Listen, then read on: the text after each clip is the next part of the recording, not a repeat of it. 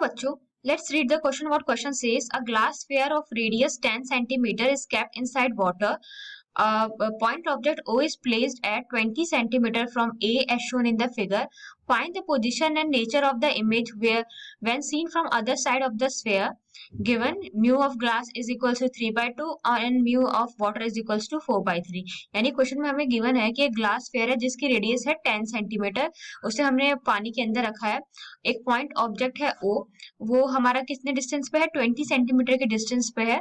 तो हमें बताना है कि position and nature of image जो हम दूसरी साइड से देखेंगे तो वो क्या होगी। So let's just start it.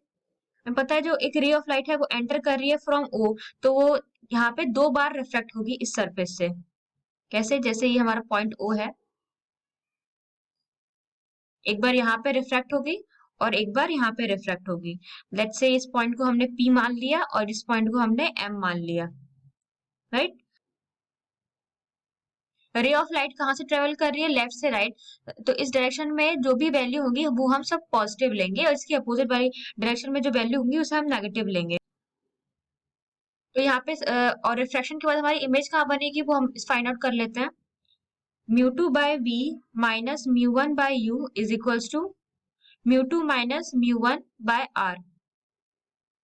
ये होता है हमारा μ2। हमारा क्या है? μ2 है हमारा ग्लास स्फीयर, तो वो हो जाएगा हमारा 3/2 अपॉन v माइनस μ1। μ1 क्या है हमारा? μ1 है हमारा वाटर, तो 4/3 अपॉन u है हमारा -20 is equals to μ2 minus μ1 by r। r क्या है हमारा? r है हमारा 10 सेंटीमीटर। तो हम इसे सॉल्व करेंगे तो जो हमारा इमेज आएगा वो कहाँ आएगा? वो बनेगा हमारा 30 सेंटीमीटर की दूरी पे, -30 सेंटीमीटर। अब हमारा जो v आया है वो हमारा माइनस में आया है। इसका मतलब क्या हुआ? इसका मतलब ये हुआ कि जो हमारा इमेज होगा वो हमारा यही कहीं बनेगा, इसी डायरेक्शन में बनेगा, लेफ्ट साइड में से हमारा जो इमेज है वो यहाँ बना। तो इस पॉइंट को हम नाम दे देते हैं I1। तो जो हमारा पहला इमेज बना वो कितने डिस्टेंस पे बना? वो बना हमारा 30 सेंटीमीटर की दूरी पे। अब जो हमारा इमेज है I1, ये ऐसा ऑब्जेक्ट काम करेगा फॉर द सेकंड सरफेस, तो फिर इससे हमारे इमेज कहाँ बनेगी वो भी हम निकाल लेते हैं। Now the first image I1 acts as an object for the second surface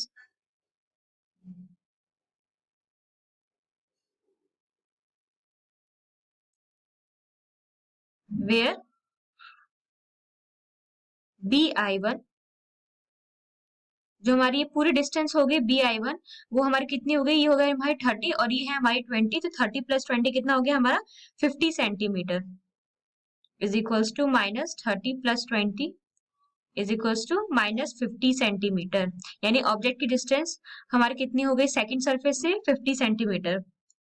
तो अब हम फॉर्मूला लगाते हैं μ2 by b। μ2 क्या है हमारा? यहाँ पे μ2 है हमारा water, μ2 by b minus μ1 by u, और μ1 क्या है? μ1 है हमारा ये glass sphere is equals to μ2 minus μ1 by r।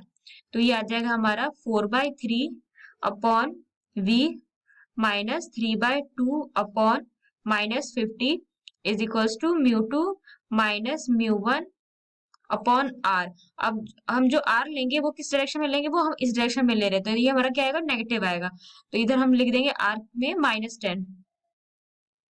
तो जो हमारा सेकंड इमेज आया वो हमारा कहाँ बना? v डैश बना हमारा -100 सेंटीमीटर की दूरी पे।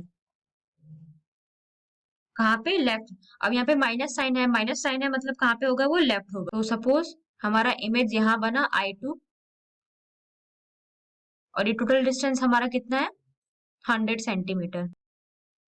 तो जो हमारा फाइनल इमेज है वो क्या है? हमारा वर्चुअल है और कहाँ बन रहा है? वो हमारा 100 सेंटीमीटर की दूरी पे बन रहा है।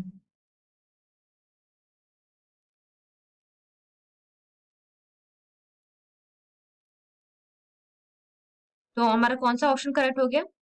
इसमें से हमारा option third is correct, 100 centimetre and virtual. I hope the concept is clear. Thank you.